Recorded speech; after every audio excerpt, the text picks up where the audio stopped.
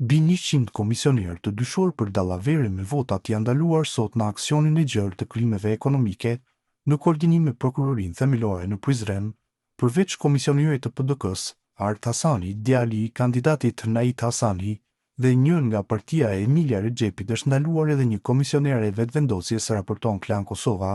Avokati Gjem Gjini në emisioni Kosova Today në Klan Kosova ka deklaruar se klientja e tij e arrestuar në cilësinë e komisioneres së lëvizjes vetëvendosje ka nënshkruar një dokument pa e kuptuar përmbajtjen e tij,